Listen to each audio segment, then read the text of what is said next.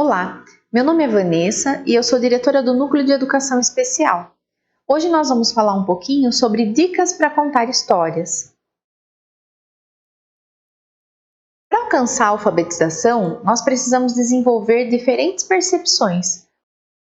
Nós sabemos que as histórias, elas são muito importantes. Elas promovem para as crianças momentos de interação, de atenção, desenvolvimento de imaginação, linguagem, coordenação motora e habilidades sociais. As crianças com deficiência necessitam de muitas atividades voltadas à linguagem contextual. E as histórias são uma excelente ferramenta para isso. Mas, para nós ouvirmos uma história, nós precisamos ter algumas habilidades, como atenção compartilhada, ficar sentada, prestar atenção, olhar. E essas são algumas dificuldades que as crianças com deficiência apresentam. A atenção compartilhada, por exemplo, é algo muito comum. Ser um déficit entre alguns autistas, por exemplo. Eles não conseguem, muitas vezes, na primeira tentativa, dividir essa atenção entre o professor que conta a história, o material que a gente está usando para contar a história. E aí nós percebemos quão importantes são essas habilidades. Mas, se as dificuldades são essas, então nós não vamos contar a história? Sim, nós vamos contar, porque elas são muito importantes para esse processo de aprendizagem. E aqui nós vamos falar um pouquinho sobre algumas dicas, como conseguir realizar essas intervenções, mesmo quando a criança apresenta algumas defasagens nessas áreas que nós falamos. A primeira questão é que nós precisamos respeitar a particularidade de cada criança. E nós precisamos também utilizar diferentes recursos, tempos e espaços. Muitas vezes, pegar um livro e simplesmente realizar a leitura não vai prender a atenção dessa criança. Nós precisamos, primeiro, começar com histórias curtas e dinâmicas.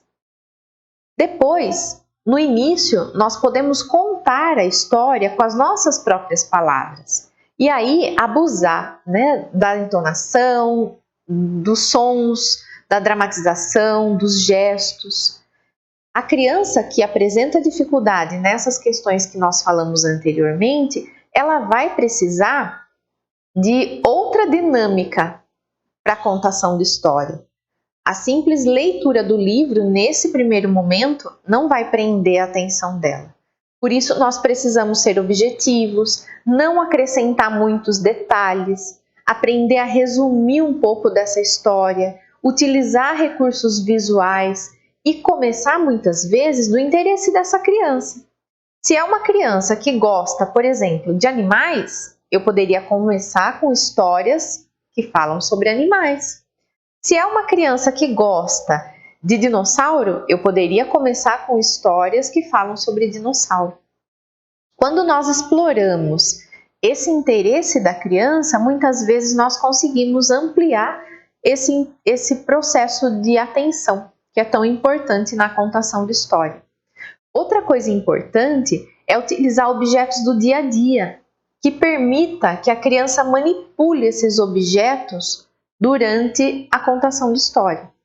Se eu estou contando uma história que tem os dinossauros, eu poderia pegar alguns dinossauros que eu tenho lá de brinquedo e introduzir nessa história e permitir que essa criança manuseie esses objetos.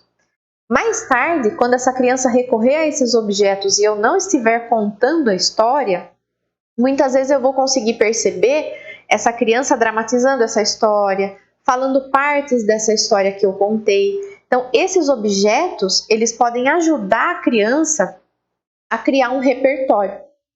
Outra coisa importante é nós escolhermos sempre espaços onde as crianças ficam mais tranquilas. E também nós não estarmos sempre variando os lugares que nós fazemos a atividade. E isso vale tanto para a contação de história quanto para as atividades que nós vamos fazer. É muito importante que a criança tenha um espaço onde ela sabe que naquele espaço eu espero que ela tenha determinado tipo de comportamento.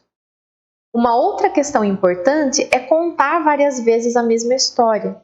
para que essa criança consiga criar aos poucos o repertório que envolve o enredo dessa história completo.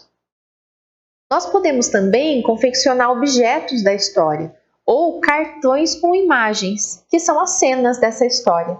E essa criança pode realizar outras atividades com esse material, seja com os objetos, escrevendo o nome desses objetos da história, fazendo um pareamento desses objetos, ou até mesmo montando essa história com as cenas que ele tem em mãos.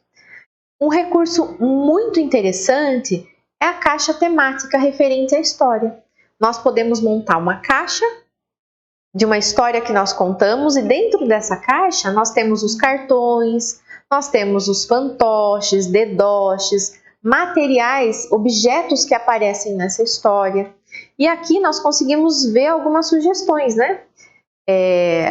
Criar partes dessa cena com alguns materiais, confeccionar algumas coisas que aparecem na história junto com a criança, dar a ela recursos visuais, como eu já citei, os dedoches, os fantoches e assim por diante, criar essas caixas temáticas. E aí, depois que eu contei essa história, e nós trabalhamos bastante essa questão da linguagem, uma outra coisa importante é realizar atividades com essa história. Aí o que eu posso fazer? Eu posso propor uma dobradura, eu posso propor uma colagem, eu posso propor uma atividade voltada à questão da matemática, da língua portuguesa, montar, por exemplo, essa atividade que nós citamos anteriormente das cenas da história, os cartões da história e a criança registra de alguma forma ou colocando esses cartões em ordem ou escrevendo alguma coisa que acontece nesses cartões. Realizar atividades com a história amplia o repertório dessa criança na questão da linguagem e também faz com que ela possa registrar o que foi proposto anteriormente com as histórias.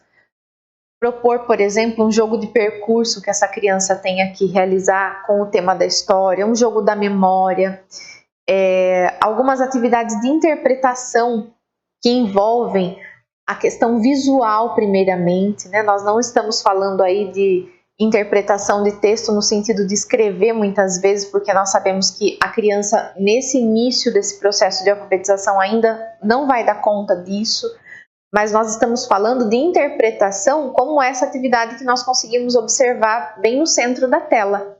Qual foi a primeira casa que o lobo assoprou? E aí, o simples apontamento dessa casa já mostra que ele compreendeu a história que eu contei, né? Quando o lobo entrou pela chaminé, onde ele caiu?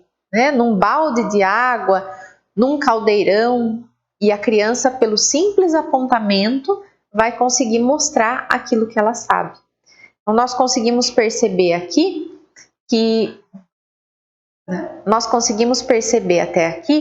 que é muito importante, né, nós contarmos histórias para as crianças e que essas histórias elas podem ser registradas muitas vezes com atividades que envolvem diferentes tipos de materiais e envolvem o trabalho de diferentes habilidades que compõem o nosso processo de alfabetização.